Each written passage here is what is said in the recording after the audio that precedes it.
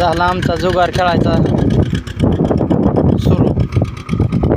आम्ही दरवर्षी लाखोचे खत आणि लाखोचे बियाणे मातीमध्ये घालतो आणि त्यातून लाखो रुपये उत्पन्न घेतो, तेही बिगर भरवशा निसर्गाच्या भरवशावर। तसे एखाद्या उद्योजकाने करून दाखवावे आमच्यासारखं बिगर भरवशाचा, बिगर